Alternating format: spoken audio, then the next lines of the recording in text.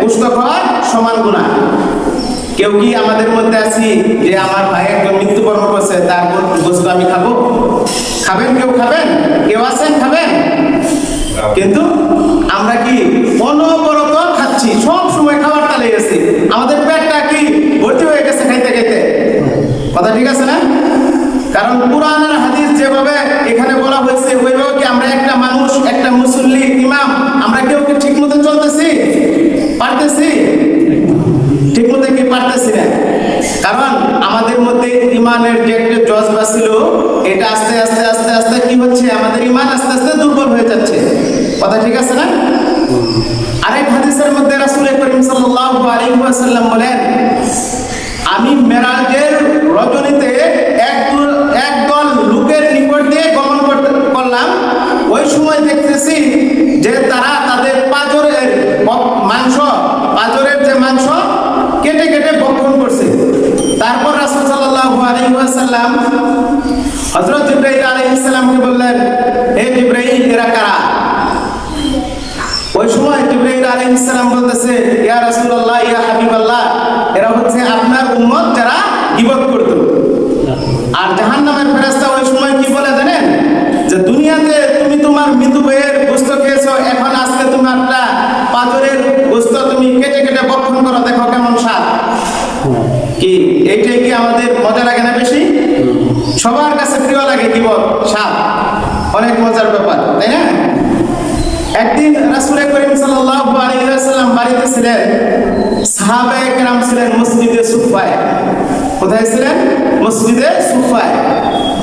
হযরত যায়েদ বিন সাবিত রাদিয়াল্লাহু তাআলা আনহু যখন মসজিদে সুফার মধ্যে রাসূলের হাদিসগুলা বর্ণনা করে সাহাবায়ে কেরামদেরকে কি করতেন? শোনাতেন।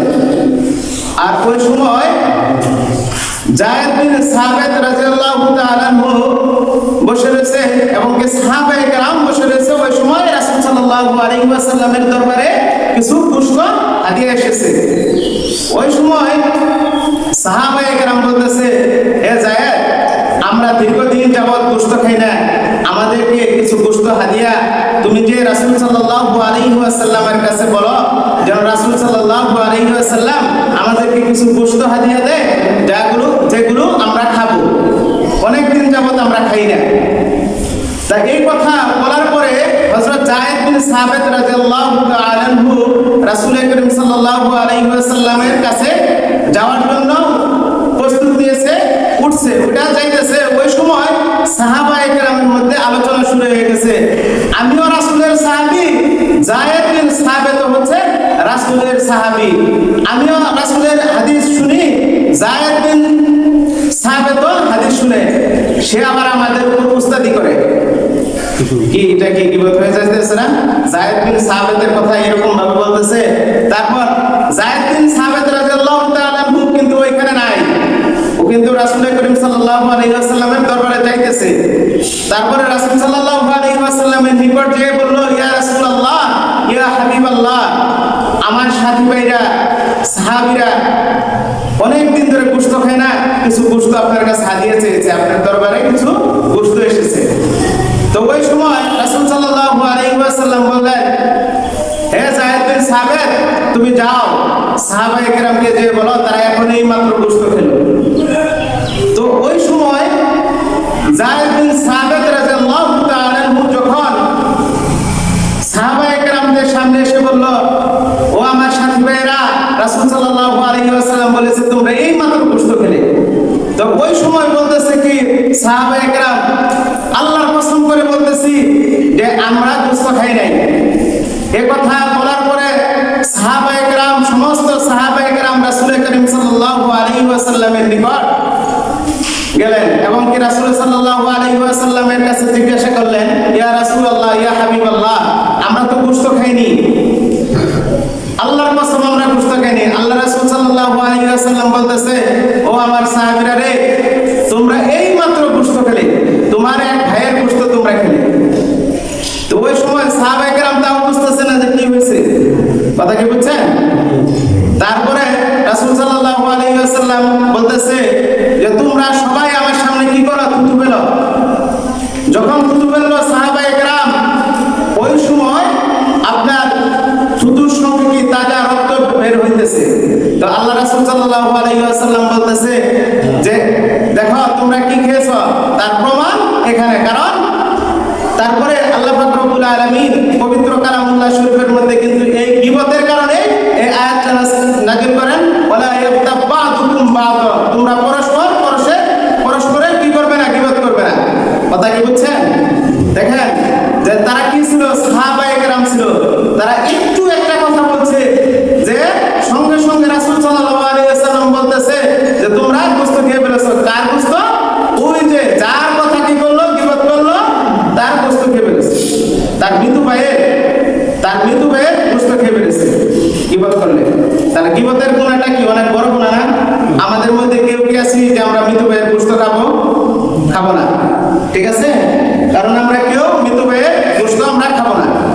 কারণ যদি আমি আপনি একজনের গীবত করি, ধরেন আমরা একজনের গীবত করতেছি কিন্তু ওই লোকটা নাই, তার কি আমলনামায় কি তার গুনাহগুলো কি করতেছে?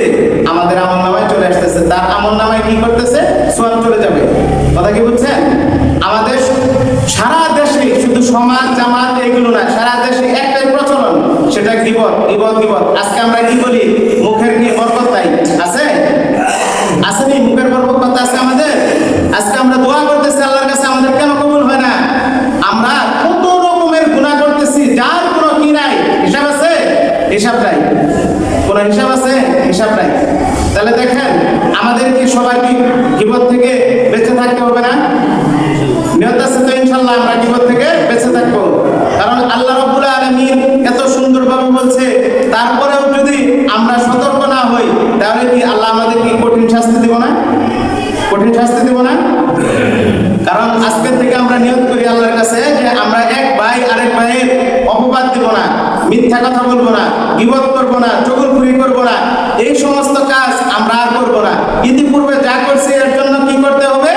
আল্লাহর কাছে আমাদের খালেস নিয়তে তাওবা করতে হবে। আল্লাহ, জীবনে আমরা যত গুনাহ করেছি, এই গীবত করেছি, শিকায়ত করেছি, চগলখুরি করেছি, আল্লাহ তুমি আমাদেরকে ক্ষমা করে দাও। এরকম কি নিয়ত আছে না আমাদের? ইনশাআল্লাহ সবার নিয়ত আছে তো?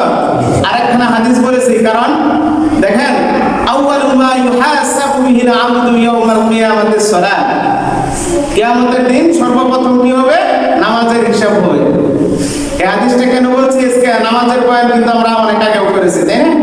কিন্তু এই হাদিসটা আজকে আনার উদ্দেশ্য হলো, দেখেন আজকে আমাদের কি ধান কাটা শেষ হয়ে গেছে না? এখন কিন্তু আমাদের গ্রামে তেমন কোনো কাজ আছে? কাজ নাই। কিন্তু আজকে কি আমরা নামাজ থেকে আস্তে আস্তে আস্তে অলসতা দিকে চলে যাইতেছে, কিন্তু নামাজ আসতে মন চাইতেছে না। দেখেন ভাই, আজকে আপনার শরীরে শক্তি আছে, এই বয়সে যদি আমরা ইবাদত বন্দেগী না করি, যখন বৃদ্ধ হয়ে যাব, যখন লাঠি ভর করে আসবো, ওই সময় কি মসজিদে আসতে মন চাবে? ইয়াং বয়সে যদি, যুবক বয়সে এত শক্তি কে দিচ্ছে ভাই? আল্লাহ দিচ্ছে না? আর এই শক্তিটা যদি আল্লাহর জন্যই না খাটাই, তাহলে কোথায় খাটাবো আমরা? কি এই যে জমি চাষ করতেছেন, এইখানে যত মেহনতি করেন, এই লাভের কি কোনো দাম আছে? যদি কালকে আমাদের দিন ওই জাহান্নামের আগুনের মধ্যে আমাদের জ্বলতে হয়, আল্লাহ যদি আমাদেরকে জাহান্নামে দিয়ে দেয়, তাহলে কি আমাদের কষ্ট হবে না? জাহান্নাম কি সুখের জায়গা? নাকি কষ্টের জায়গা? কষ্টের জায়গা না? তাহলে দেখেন আমাদের নামাজ যদি না পড়ি, নামাজ না পড়লে কি করতে হবে? জাহান্নামে জ্বলতে হবে। আমরা আজকে থেকে নিয়ত করি, আমরা বিশেষ করে আমাদের সমাজ জামাত আমরা একত্রিতই বসবাস করি সবাই, তাই না? তাহলে কি আমরা এক ভাই অপর ভাইকে কি নামাজের দাওয়াত দেব? কারো পক্ষে কি একা সম্ভব না। আমরা এক ভাই অপর ভাইকে কি আমরা দাওয়াত দেব, চলেন মসজিদে চলেন। আপনি 1 মিনিটের একটা কাজ করলেন, আল্লাহ পাক রব্বুল আলামিন আপনার আমলনামায় কত সওয়াব দিয়ে দিল। আল্লাহর কাছে কি কোনো সওয়াব কমতি আছে? কোনো কমতি নাই। তাহলে আজকে থেকে তো আমরা ইনশাআল্লাহ এক ভাই অপর ভাইকে আমরা নামাজের দাওয়াত দেব, ঠিক আছে? ওয়া আখিরু দাওয়ানা আলহামদুলিল্লাহি রাব্বিল